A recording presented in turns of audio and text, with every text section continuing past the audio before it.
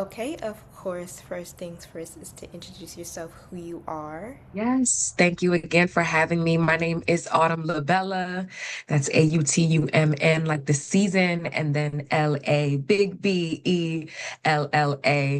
I am a musician, singer, songwriter, creative producer, vocal producer from Prince George's County, Maryland. And I am here to fill rooms with love, whether it be through music, through art, poetry, or even wellness, like curated wellness events. That's where my gifts land in this lifetime. Off topic, I don't know if I mentioned this, but I'm also from Maryland as well. What? Now you did it. What part of Maryland are you from? So I originally grew up in Silver Spring, but right now Okay. I'm in Rockville. But before moving to Maryland, I grew up in Arlington, Virginia when I was younger. Okay, so you are a DMV native, truly. Excellent. Shout out to the DMV. I'm so grateful.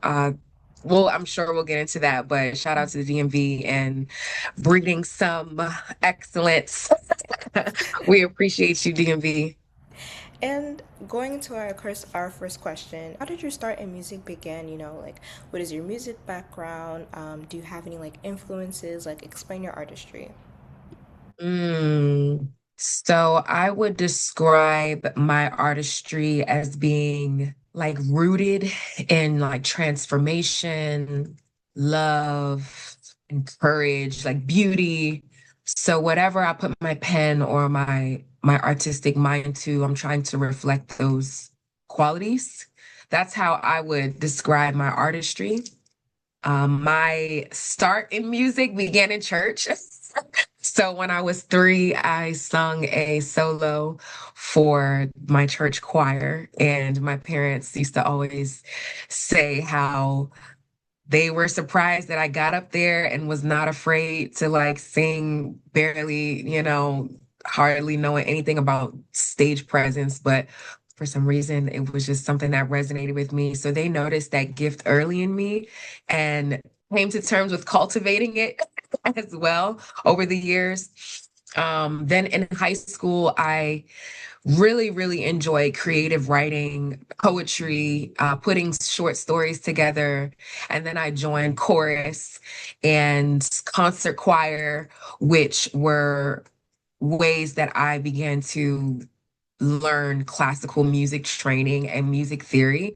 So it was a journey in high school where I was discovering myself in this adolescence and this newfound drive and feelings. And there was all this happening in high school on top of the music training happening. So I think that's where the creative writing and my love for poetry and literature truly originated. And I had amazing high school teachers. Shout out to my English teachers in high school. I still follow one of them on Instagram to this day. She follows me. I'm like, I hope she hears this interview. And I hope she knows how much she had an impact on my writing in high school. Um, when I was 15, I joined a go-go band. So go-go is a style of music, which from this area, originated from this area that is just a whole experience truly. But when I was 15, my older brother was about 17 at the time, and my parents had let him sing in a go-go band.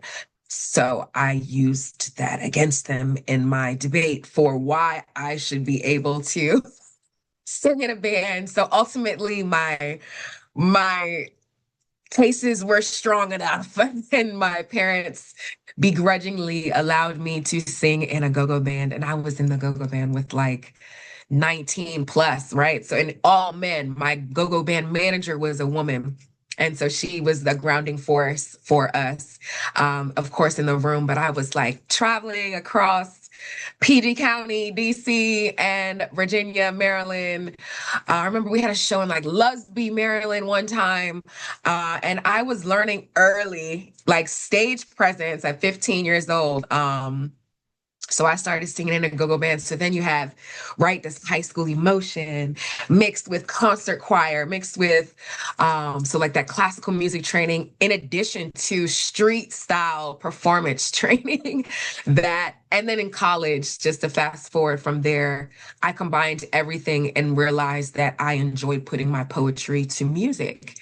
So that's where I would say college was where my background truly everything culminated into one, and I realized that I wanted to um, pursue a music career. And influences wise, growing up, I would say Alicia Keys, Michael Jackson, different go-go bands from around the area, Bob Marley, Parliament Funkadelic, Usher, Lil Wayne, 50 Cent, G Unit. I was thinking about these, like Tony Braxton, like who was I listening to?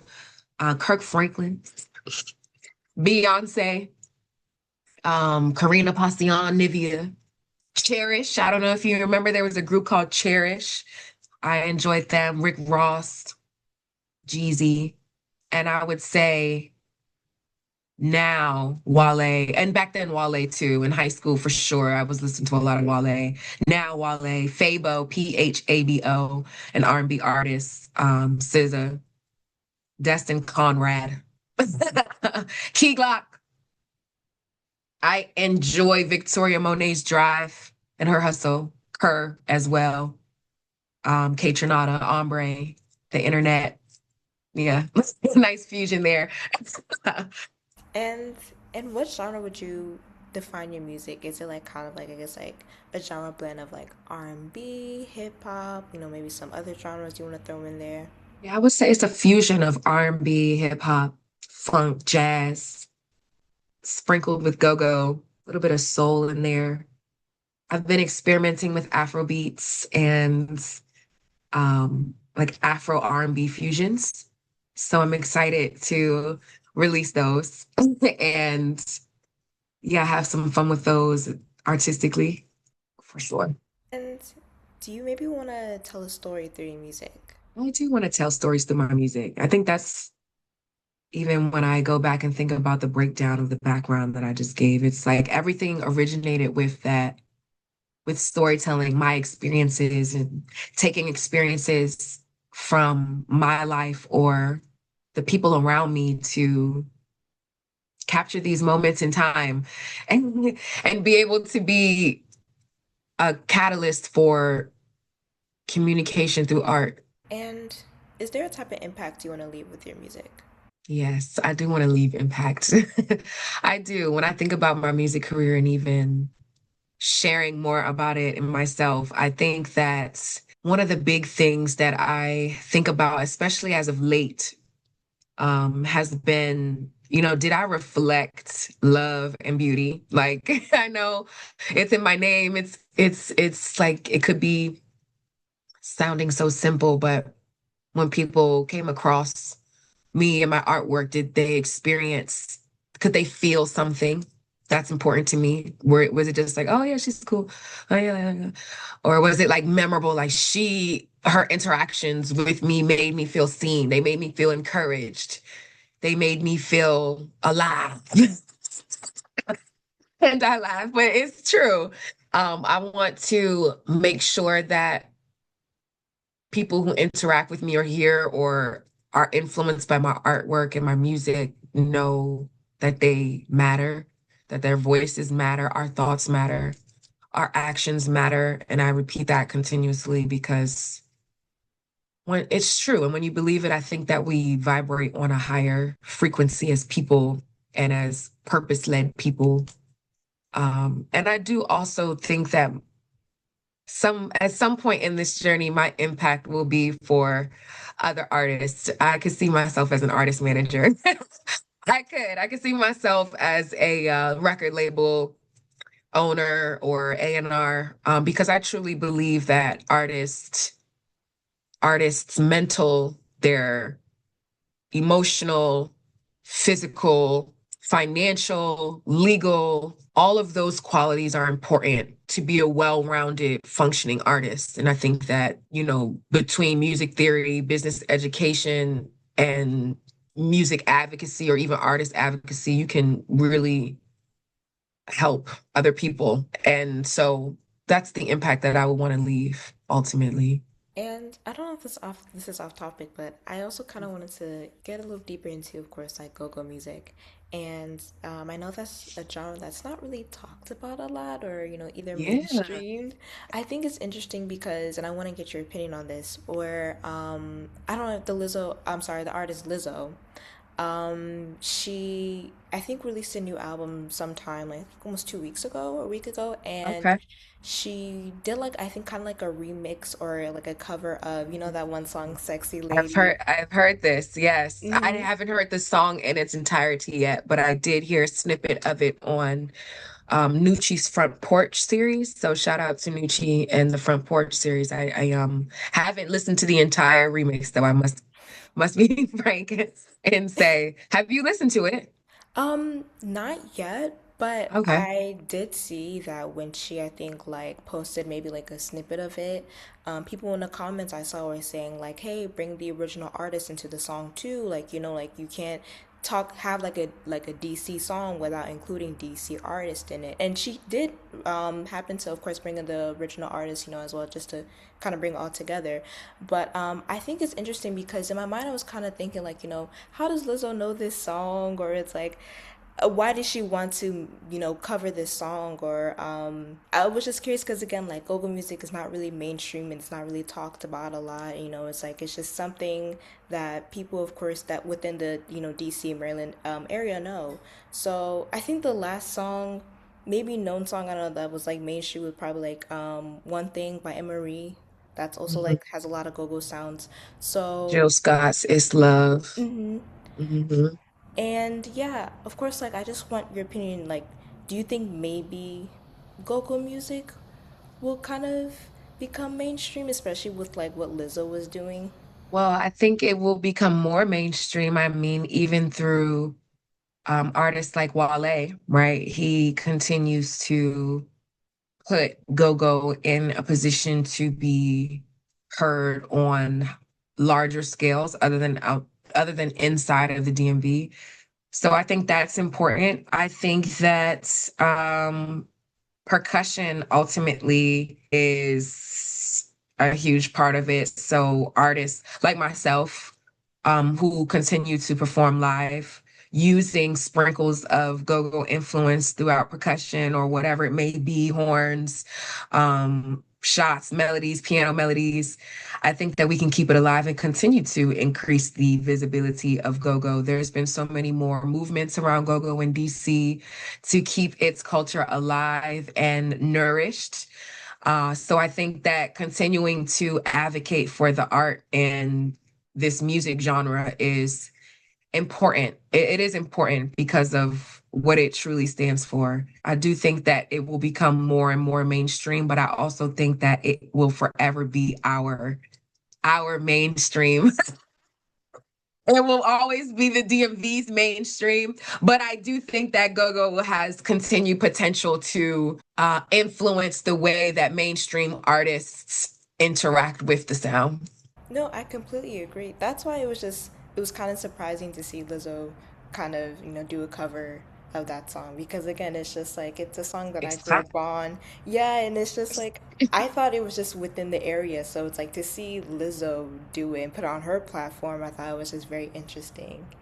And of course, going into your music, what was the process behind your latest project, Sweater Weather? The process behind my latest project, Sweater Weather. Whew. The process indeed. And it's a process that's honestly never ending. And I created it to be that way. It's Sweater Weather is in an infinite loop as long as we will receive 4 seasons. So that was one of the major themes with Sweater Weather that I enjoyed putting together. When I first came up with the concept, it was about figuring out how to balance the art of staying warm when life feels cold and hard and rigid. So, like, yeah, staying warm and passionate when life feels cold and hard and rigid, and then balancing or flowing with that in addition to staying cool and calm and collective when things in life around you heat up and things are highly pressurized, and you have to learn how to pace yourself and keep your tempo. So it was at that point in my life a huge balancing act of doing those things. And so I decided to put it in the music, and it was a culmination of many moments, a little bit of a little situation, the combination, of some lover girl moments, of some real moments with like friends, and the loss of friends, like dealing with the loss of certain friendships. It was a culmination of learning how to be a still, I should say, learning how to be a good daughter, friend, sister, business partner, entrepreneur, musician, all of those things. It was the culmination of coming to terms with those things. So again, it was a process. For my 31st birthday, we threw a birthday party. It was like a listening party for Sweater Weather. So that was also cool, stepping out of my comfort zone and actually celebrating not just the release of the album, but a moment of my life, a milestone moment of my life with community. We sold out an art gallery. Everybody came to wish that. They surprised me with a birthday cake. It was amazing. It was beautiful. I really did just feel so much gratitude, even at that birthday party, for what Sweater Weather stood for. And then again, going back to its original meaning of every year, there's going to be a Sweater Weather. So I wanted to also make a sustainable project that I knew that no matter what time of the year it was, merch wise, business wise, song wise, these songs could be played forever, all year long, even though the title is Sweater Weather. The special emphasis in the winter and colder months, but Sweater Weather is whenever. There's songs on the album I hope you can take some time to listen to, that they don't necessarily feel like cold weather songs, but you can play them at any time of the year. So that was what was truly special about Sweater Weather. It's a recurring reminder that flow and balance are achievable. Do you maybe have another album or EP or Oh, single in progress? I like how she tried to ask that. A little tea, a A little little, bit, and we if get you it. want to. Okay. So I would say yes. I can't say too much, but I will say get ready to dance. That's one hint. Get ready to like dance, and then get ready to, or you can start now checking out my producer for the next album. I've decided to, I know this is sometimes a topic of conversation in the art world of, do you as a songwriter work with producers, or do you just go on YouTube, or do you just find beats and work with them that way? I think everything can work, but my style right now is working with a producer so that we can really marry and become one as a sound. So I will say check out my producer for the next album, even though I can't leak too much. His name is Andrew Hypes. Shout out to Andrew Hypes. He has produced okay, this is three hints, on the all 10 tracks on my next album. Yes, it is on the way. Everybody's asking for a release date. I just want to make sure that I put a bow on everything, packaging and marketing wise, before we start, dropping for this next album. Again, it is just something that I just will tell people: get ready to dance, get ready to feel. Check out Andrew Hypes in the meantime. Shout out to him. He is an amazing producer and DJ.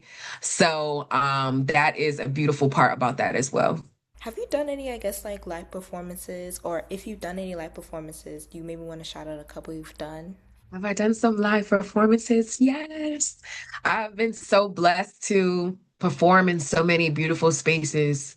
Live performances, I've performed at Drum in New York City, the Howard Theater opening for Division, Union Stage opening for Duran Bernard. This weekend, actually, I'll be performing for the Smithsonian's Anacostia Community Museum. Yes, so I'll be opening for IDK on Friday, Juneteenth, to celebrate the Juneteenth Freedom Celebration. I'm super excited for that. My musicians and I will be performing live for that. I've performed in Baltimore, so many different places. DC 930 Club, the Kennedy Center, of course, with Wale. I have performed at the Mystics game. So I sung the national anthem for a Mystics game, the Washington WNBA team from here. So that was an exciting stage to step on as well. Um, Open Streets Festival in DC. We were live in the pavilion. That was exciting. DC Funk Parade. That was exciting. 2 years we did DC Funk Parade. Yeah, so every year we just continue to elevate. I'm looking forward to taking this show on the road and possibly going to different places. Oh, I just came back from Atlanta, performing for Ray Daniels for his series, the Cut app. So that is a beautiful platform for artists to go and work, receive counseling and also marketing for performing their songs live. So again, the Cut app, shout out to them, and Ray Daniels in Atlanta. That was exciting too. So yes, we're performing for sure. We have some performances as well. I would recommend, even for you to stay tapped in with my website, autumnlabella.com. autumnlabella.com. So that's AUTUMNLABELLA.com. It will keep you posted with events, shows, even a newsletter that if you sign up for on the webpage, you'll be a part of the family where you can receive exclusive updates and things like that on, again, shows, music, new collaborations, new features, shows, again, and everything really that has to do with my art, music, and wellness career. So And what is the process like? Well, when you are creating your music, what type of mindset do you get into? Like, what helps you locked in? What helps you, stay focused? when I'm creating music, this is a question people ask me a lot. And I'm like, it's such an interesting question because I feel like my process is always evolving. So there's an outline to which I create. I would say I'm constantly inspired by things that's happening around me. I keep my notepad on go or a literal notepad with me or something to write in.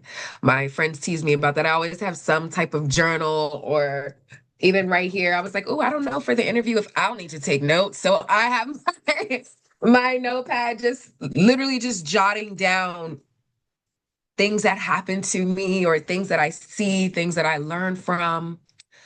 I enjoy going to art galleries and museums and concerts and listening to all types of music, like you described at the beginning, rock music, all types, because you can learn so many things from so many different types of sounds. So I use inspiration from all types of sounds, and I would say I'm working on when I don't necessarily like a beat, still writing to it and creating something that may not be for me. So I would say when I hear a beat and it clicks with me, I can probably write a song between an hour and 48 hours.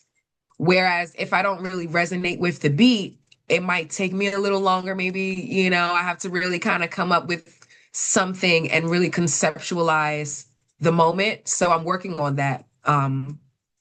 Again, always evolving and getting better. But I use the beat. I always believe if you listen to a beat deep enough, it will tell you what it wants to say. So I use that in my approach when I am writing a song. If I'm listening to a beat, I might have it on replay over and over and over and over and over and over again. Because I think that, again, if you listen with enough depth and compassion, you will hear what a beat wants to say and reveal to you. So I try to do that. And I also enjoy writing with one of my right hands. I have necessarily, it sounds like ghostwriter. It's not a ghostwriter. I call her the godmother of my songs. There is a special thing when it comes to being able to write with somebody. I believe that is a very sacred thing. So I haven't had the pleasure of having a plethora of people that I write songs with. But shout out to Adina Kari. I know, you might have heard her on my previous projects where she is actually featured as a artist on the songs. Shout out to Kisses on the Neck on my album Bloomerang. If you a fan, you know about Chronic Desire back in the day. But she actually was a songwriter on both of those records. So when I am having sometimes writing speed bumps, I will collaborate with Adina Kari, and we have a special and again sacred kind of bond where she amplifies my songwriting, whether it be through thoughts or if I'm writing a bar and she'll throw out a word and be like, what if you do say this there? Or, and so that is really helpful. And again, I haven't had the pleasure of doing that with too many other people, but I do honor the relationship with Adina Kari that I have. It's very helpful. And I enjoy working with my musicians. So sometimes working with live musicians completely changes the frame and tone and sound of a song. So I also honor those relationships as well. My MDs and people who I work with creatively as music directors, they also help when it comes to that. Producers help a lot. Making sure you have a producer who, when you're creating a song, is proactively helping you with flow and that arrangement of the piece. I think that's also extremely helpful too. And it's a part of my process, I should say. Oh, I also wanted to mention before we go to our next question that I did listen to Sweater Weather like a few nights before our interview. Yes. Yeah, there's a song off the album that I like. I just can't remember the name of it right now, but I'll tell Ironically, you. is it I like? No, I think it's I like. Yeah, It might be I like, and yay! I'm so excited. I'm glad you like it. of I'm course. so happy. That is exciting. That is super exciting. I'm really happy it resonates. I like is one of my favorite ones too. And apparently, as far as data and analytics, you all love I like. So I will definitely be on the lookout to perform that record a little bit more in August. Prince George's County is hosting an R&B concert that I'm a part of. So maybe I will start the set with I like since you all like it so much. Of course, speaking about like when you mentioned, having another writer in the studio and like, of course, I guess speaking about collaborations, like, is there any other artist or maybe other people you've collaborated with, recently or in the past? And do you plan on doing any more collaborations? Yes, there have been a couple people that I have collaborated in the past with, which is exciting. This list. Mac, Chiquete, LB 1990X, um, JMB Music, Spaceman, um, Amaya Holly, Andrew Hypes, Brown Sugar Productions, Don Jalay. Shout out to Don Jalay, Era Hardaway. Yeah, just to name a few. Those are just off the top of my head. J Otto, Dream Me Alpha. Um, you know, I'm super excited to continue working with other artists around here, everywhere. And I would like to work with more artists. I would love to continue. I would definitely continue singing background for artists. I enjoyed the gig. It's very, very humbling and also teaches you a lot about being a singer in general. So I enjoyed that a lot. I would love to do that for Kaylani or, Fabo again, Destin Conrad, Victoria Monet, anything, anybody, Brandy, I would want to collab with Brandy still to this day. Jill Scott, there's just so many doors that I can't wait to walk through.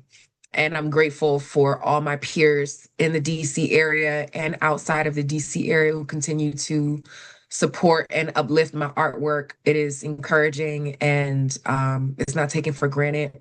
So I do think that I would love to continue working with artists from here and other places that are my peers or on a higher level than me. I would love to do that. Usually, when I ask artists this question, it kind of stumps them a little bit. It's, I guess to some could be a challenging question. Some artists have been able to answer it right away. Some, have to take their time to think. But the All right, question, what's the tea? if you could define yourself as an artist in one word, what would that word be and why? If I could just define myself as an artist in one word, what would it be and why? I would say that my word, I'll settle on becoming.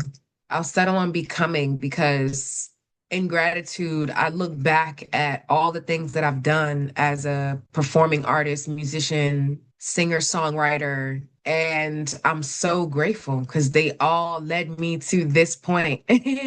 And it wasn't always easy, and it wasn't always the best of the best of my work. But I always gave the best of the best that I had. And so in that, I'm always becoming a better artist, a better woman, a better person. I may not get it right all the time, but I am always becoming my best of the best self, because I'm giving the best of the best of what I have. And so I would say becoming, I'm becoming who I'm supposed to be. Again, all of those moments, good or bad, led me to what I'm doing now and who I am now. And so it hasn't always been easy accepting that. I'm like, Lord God, please don't make me your testimony again this week. Please, can a sister get a break? But I do think that even with those trials and tribulations, we are constantly becoming, if we choose, we're becoming better, wiser, more flexible, more disciplined, more just purpose-driven people. So I want my word as an artist to always be becoming. Like when people saw me in 2016, damn, she was good. But when I seen her in 2026, she became. Okay. She became. And then when I seen her in 2020, she was the become, the became. Okay. That's was become. That's what I want people to feel like as I continue to go through this journey.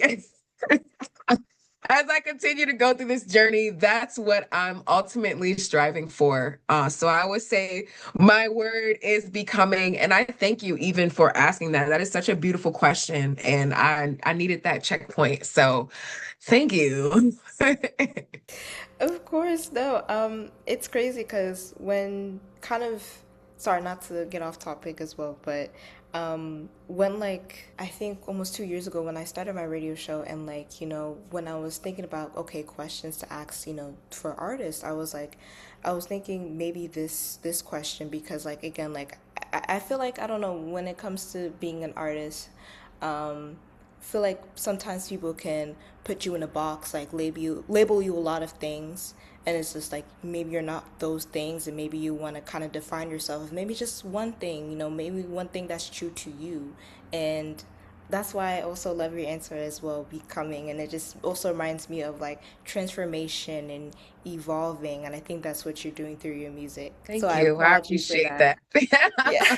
Thank you. Yes, I want the next album to be something that's even more transformative than Sweater Weather. Sweater Weather was a clear transformation from Bloomerang, my first album from 2018. So I want to continue becoming.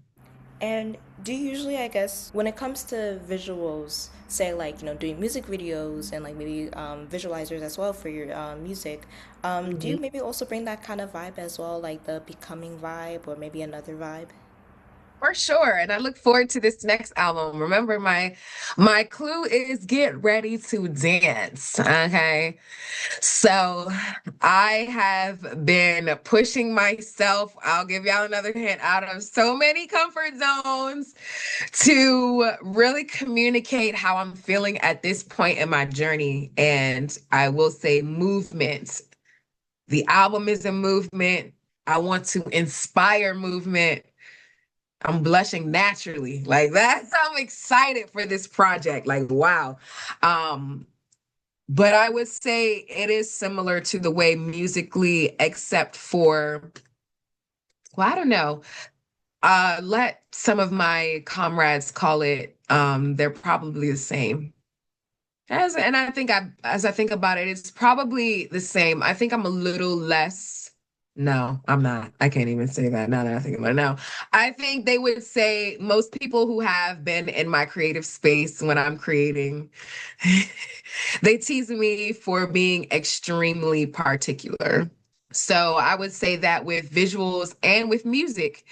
In music, I think it's more so not the process of creation, but the process of execution that I am extremely particular about. Whether so I if it takes me to vocal training, then we need to schedule the vocal training. Worst case scenario, worst best case, because I actually love having my vocal producer in studio with me. But if I don't have to, then that's great. But he adds so much. And so even if it comes to bring in members of your team, execute the track how you've created it or how you see it coming into fruition as a creation, that I can be very particular about because I ultimately want to release a well-developed song. So I am particular about songwriting. The song needs to make sense. I'm particular about delivery. That didn't come out particularly right. Let's do it again. Let's go ahead and mix this. And I want to pan this side a little bit to the left. I want to pan this little. So I also have a background in audio engineering and sound engineering. So I'm very much so involved with the execution again of the mixing and mastering of the records. Now, when I think about visuals, it is that same particularity because I believe that representation is important. And I want to forever be documented as what I said earlier, somebody who was a clear and vibrant example of love and light. So I am particular about how I communicate through dress, through movement, through photos. I'm like, I tell my photographers, don't tell me I got a good photo. Oh, this is a good photo because you might not get booked again. I'm gonna be honest with you. Don't tell me that. This is a good photo. I want the best. I'll be like, no, like when you show this photo to me, be like, no, this is the one. This is the one. I think this is gonna be if it's not like that, throw it out the file. We can keep the spares for the good photos, you know what I'm saying? But I am very particular and I know sometimes again I have people who are like my counsels. They're like, okay, girl, relax. All right. As a Scorpio, as a deep thinker, I can get in my head even sometimes about these things. So it just also does help to have a well-rounded group of people around you to be like, girl, this sounds good. Or also not having yes men around you who could be like, you know what, you thought this through. It sounds good, but what happens if you do this? Or what happens if you do that? I also love bouncing around my ideas with people who are close to me who have beautiful brains and beautiful aesthetic eyes and ears to be able to amplify what I'm doing. They sprinkle a little bit of their genius on what I'm doing, and it's a beautiful process. But visually, representation is just important to me as an African American woman. It's very important to me to represent my culture and myself in a way that will bring honor and love again and excellence to my brand and my community ultimately. And I hope this sounds bad, but has anyone ever called you a perfectionist?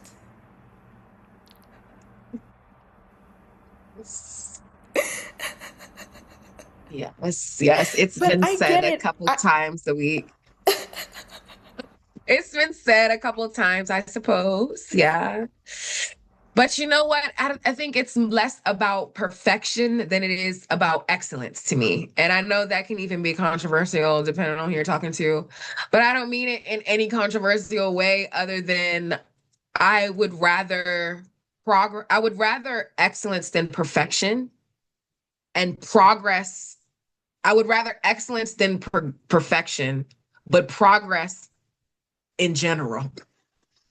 So that's what I mean by that. Like excellence, I just mean that I'm striving for excellence in everything that I do, which means that I may, again, not always get it right, but in the way that I went about doing whatever I set my mind, my art, my music to, it was done with so much passion and preparation and magic and purpose that it came out to be excellent no matter what the outcome was. So it wasn't necessarily perfect, as in we make plans and God laughs at them when we decide to make plans, right? It wasn't necessarily perfect, but we executed in a way that was excellent. And so I would rather excellence than perfection in it. But we're always going to say, go for getting it as perfect as possible. And whatever that perfection looks like, if it was excellent, then we're good. I think you explained this before earlier, unless you want to get into depth about it. But I guess just getting familiar with hip hop and R&B and then like other genres, because I know you mentioned, of course, like your influences like Alicia Keys. You have a couple of also like modern influences as well, like SZA. But I also wanted to ask, maybe like any other inspiration of yours. Musically, I would say my parents and my older brother.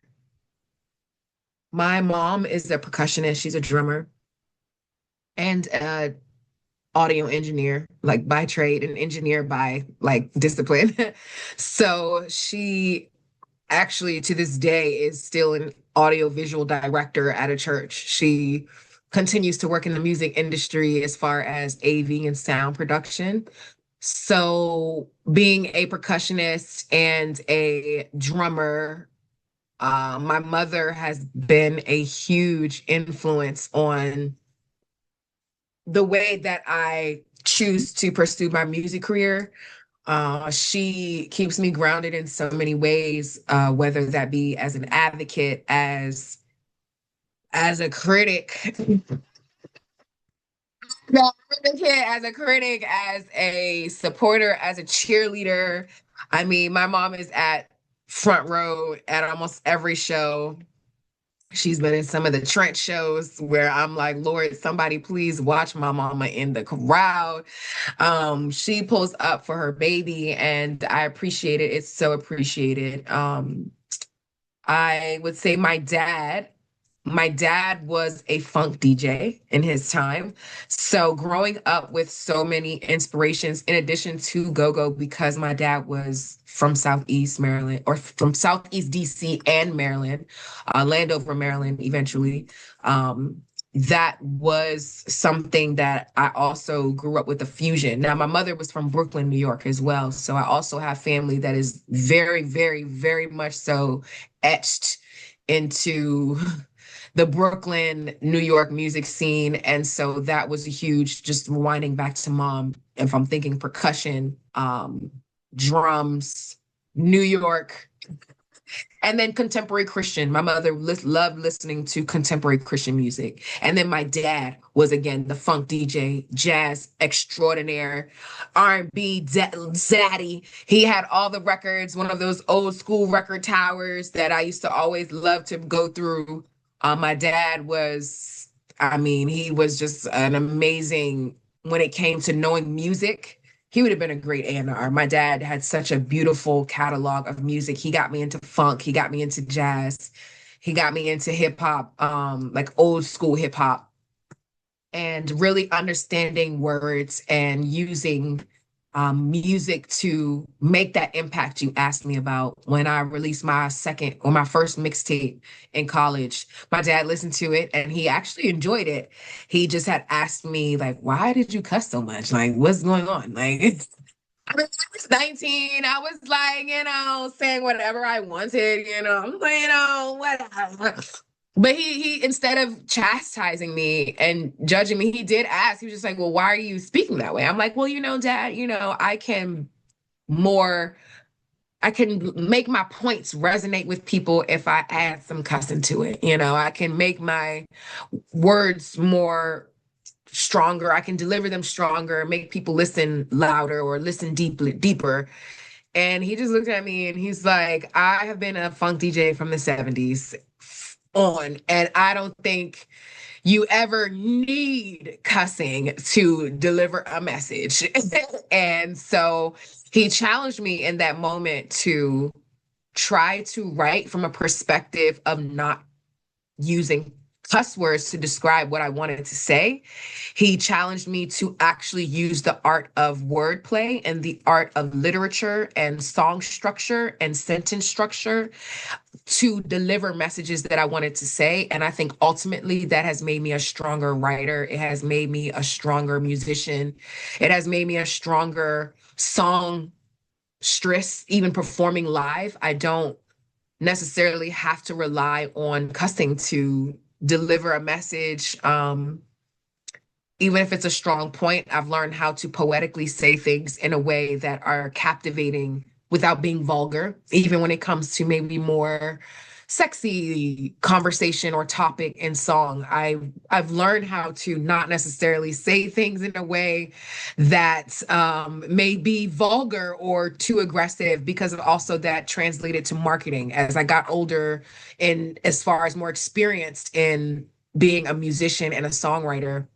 I learned that my higher paying gigs were playing in sometimes family friendly venues, and they don't want to hear certain words or certain language or certain things, and you have to be able to move accordingly, and even practice your live performances without saying certain curse words or whatever it may be. I just think that that moment transformed the way that I move as an artist and songwriter significantly. And my older brother, he listened to go-go a lot. He would pick me up from school blasting music and go-go rap music, Young Jeezy, G Unit, all the classics, Lil Wayne. So shout out to my older brother.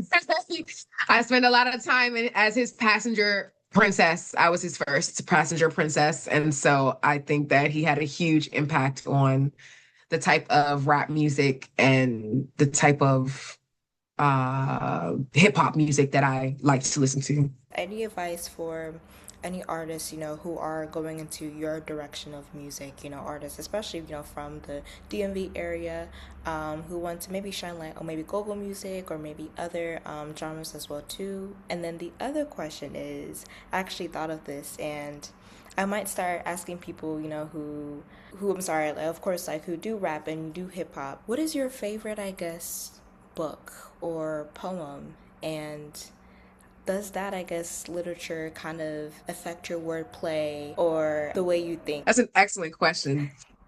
I would say, I would say for upcoming artists, I still consider one myself an upcoming artist.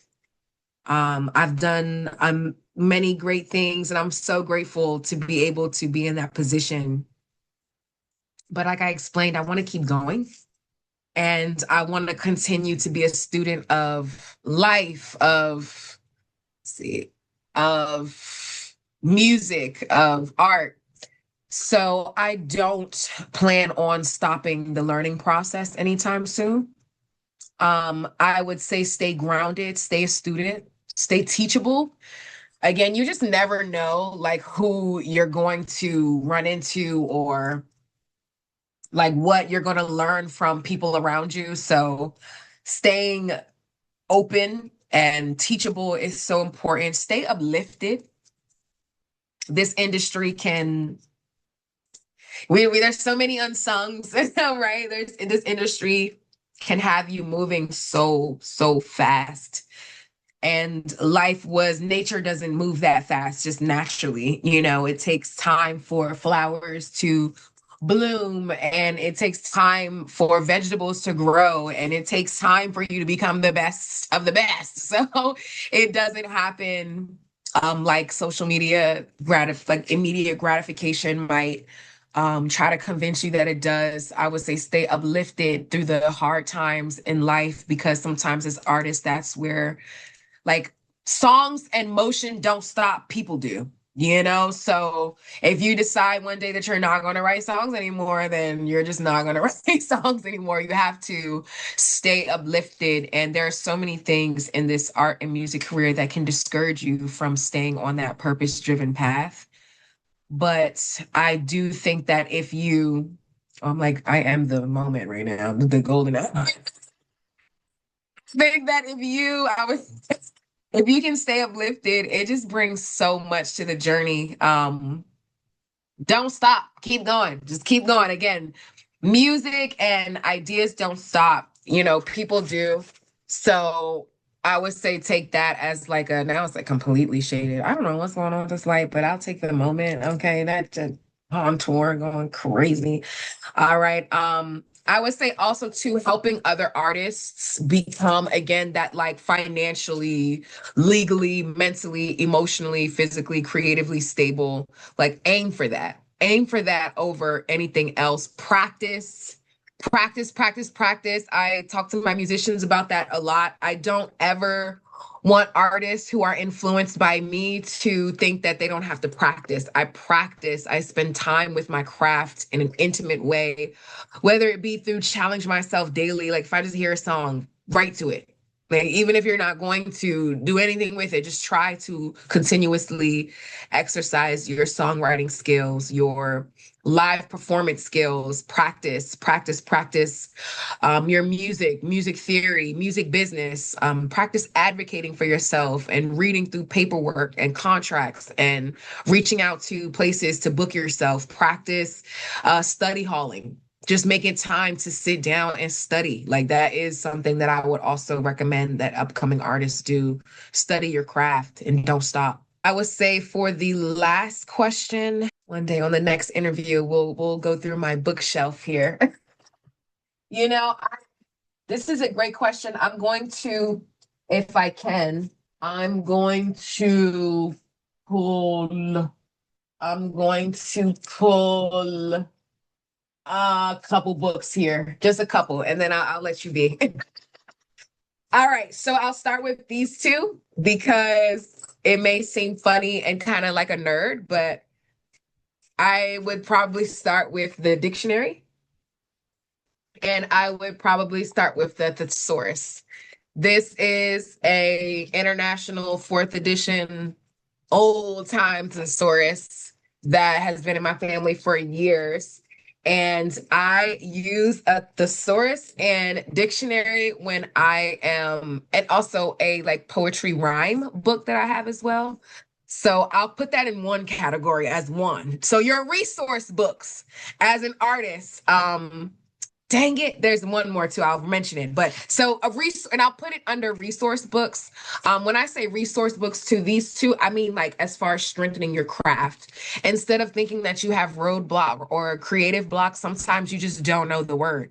Or you just need to find another word that might rhyme with another word that's another word. So keep that thesaurus and your dictionary out with you, because for me, it's transformational in maybe using a word that I may not have thought of as a way to describe what I'm trying to communicate. So I would start with these two, the thesaurus and a dictionary of some type, a poetry rhyme book of some type. I would also say a music like management or like label, like how to run your management or music management label, a book of that type of source, something to help you plan rollouts. There's so much literature online and on different music based websites now, CD Baby, Spotify. There's so many ways to access literature on how to roll out your music in a way that is actually sustainable. So I would say read up on that. My second book, I would say, as far as artistry, in general, I read a lot of books about African American literature in general. African, Caribbean, and African American culture highly shape the way that I write and live. So I would say that one of my favorite books that has taught me so much about like myself and just like this is one of my favorite books ever. It's called Love Poems by Nikki Giovanni the Great. Nikki Giovanni is an amazing and incredible poet, civil rights leader, queen, an absolute queen, trailblazer for literature and poetry for the African American community. But Love Poems is definitely one of my favorite books of all time. You can, as I even open it randomly, there's post-it notes in here. Just like, I mean, the way that she captured love inspired me to, in addition to how I said, just challenge myself to not be vulgar with the way I write about love. But if I'm gonna do it, like make it in a way that's like poetic, like I can't love you quietly because it feels like I'm in like the stars when I'm in your arms. Like it don't like that means like, okay, like okay, girl, you in that moment in that zone, but you don't gotta stay it, like, you know what I'm saying? So I love the way that Nikki Giovanni has inspired me to write about love as an African American woman and my experience with it. And she's created such a safe space for me to feel like I can be sensual without being sexual, like genderless. I can be sensual and write for anybody. It doesn't matter what gender is attached to or reading my work. It can be such a profound level of just intimacy and sensuality without being vulgar or labeled. I love the way that this book made me feel when I first read it. I read it periodically every now and then just to get inspiration again on how to write love songs. And then last but not least, I will pull my book of emotions. This is an amazing book written by Tiffany Watts Smith. This book contains 154 words from around the world for how you feel. So it was transformational reading this book for me because like for example, do you know how like when we get off this interview, there's going to be a feeling that we both feel at the loss of each other's presence, right? So we're no longer speaking to each other. We've had this moment and now it's gone.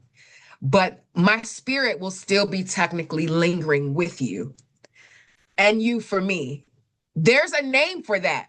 And it's but it's so crazy like the art of like experiencing somebody's spirit when they leave after like you've hosted them in your house or you've hosted them like in your presence. There's a name for that. Like there's a Japanese word for it. There's different. Basorexia is the sudden urge to kiss someone. Did you know that?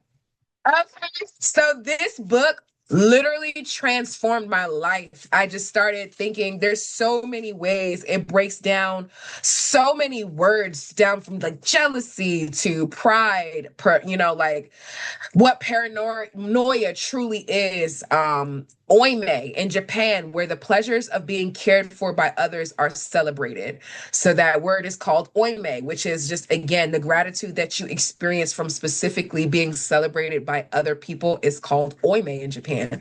I didn't know that, but when you open the, this book was truly transformational in being able to properly communicate how I was feeling. So I would give those as my books. That was a great breakdown, especially for a literature nerd like me. I love that.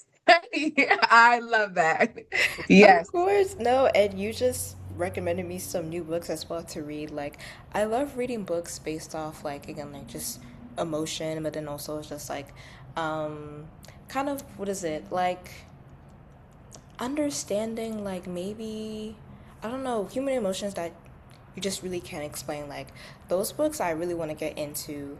And Yes. also, I remember like almost like, oh wow, 3 years ago, I had took this class like freshman year of college, and it was a music business class, and we were required to get this book about like I think it was like informing us about like record labels. Like I remember there was one section of the book talking about 360 deals and some other things like music publishing and everything. And I used to be an artist, like I used to make music in the past and whatnot, but like I'm more interested, of course, like in broadcasting and everything. But I feel like that book, and I think I still have it, has been very helpful to inform me more about the music industry. Like I've been told at a young age, like, like, oh, this artist got screwed over by this record label, this artist, like went bankrupt, went in debt because of this label, and they didn't read their contract.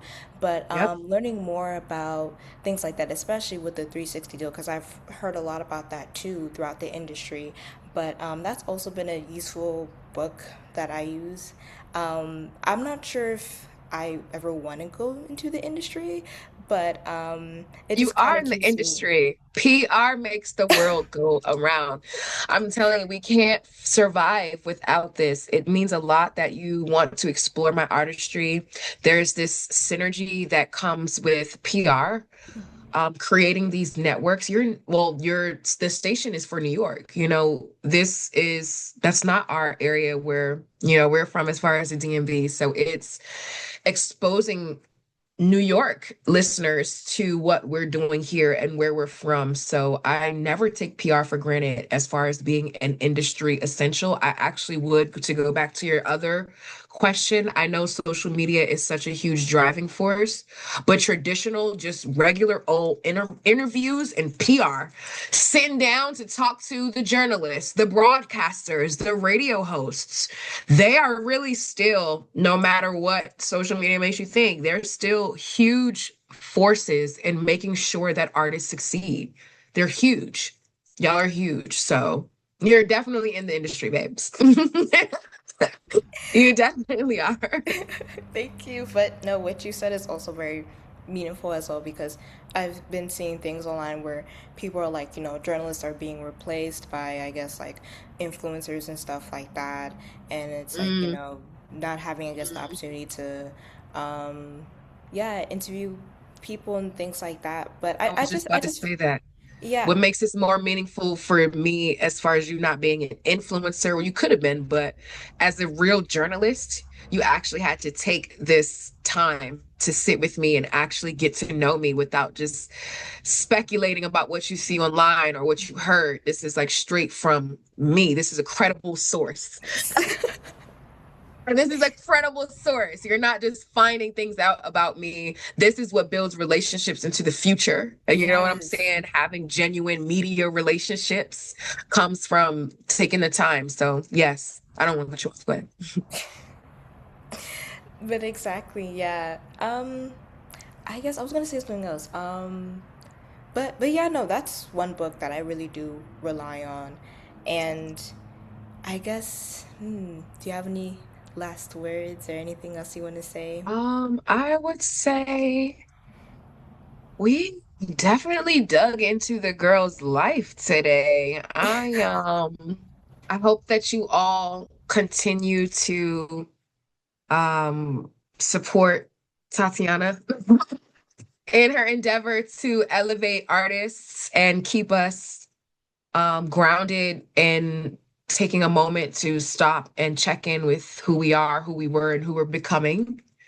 Um, I would say make sure that you check out my website, autumnlabella.com. That is a major way to stay in touch with me and everything that I have going on, from art to music to, again, wellness and curated wellness events for artists and people of all backgrounds. I would say sign up for the newsletter once you make it to my website. There's an automatic pop up that will ask you if you want to subscribe to my newsletter. Leave your name, leave your email address, and then you'll officially be a part of the family. Really, you'll get the insight and behind the scenes details on events, shows, music, features, artwork. There's just beautiful things that I send out through the newsletter that you'd have access to. So sign up for that newsletter. And then, of course, on social media, I'm at Autumn LaBella on Instagram. So that's AutumnLabella. So, yes. And make sure we stay tapped in. I also post all updates on my Instagram as well. And that takes you directly to the website. So, Instagram and my website are the most solid ways to stay in contact. Other than that, keep listening on Apple Music, Spotify, your favorite music platform, no matter what that is. Sweater Weather just dropped in February, so you guys have some listening to do before the new work drops. And I'm so grateful that y'all are here with me and still rocking with me and still elevating and edifying and uplifting me. I appreciate it. It's not taken for granted. And I hope to continue giving y'all this tea, this hot tea. Yes. Yes. Oh my God. I just want to say I love how expressive you are and Thank just you. how unapologetic about everything and just like you know what you want and you're just very confident in your work that I also wanted to add as well. So this has been a really great conversation and I just love seeing like talking to somebody also somebody from where I'm from too is just like also warms my heart as well too. So it's just like when I see people when I see DMV in your bio, I'm like That means a lot to me, girl. I am a Scorpio. I'll remind you, so I will cry. I will cry. So I'm very grateful. And again, you just caught me at a beautiful moment. I'm grateful we made this connection when we did because I'm in a great space. I feel great. Things are not easy, but I believe in what I'm doing. So thank you for that affirmation because this definitely feels like my path. I'm grateful for the opportunity. Thank you for having me. Yeah, WNYU, we appreciate you. 89.1. Yes, yes. You're welcome. You're welcome. Again, I wish you the best. This is excellent. You're on a great track to be an amazing, the most amazing journalist. So we appreciate you and your work. thank you so much, you. Have a All great right. day. Yes, later. You too.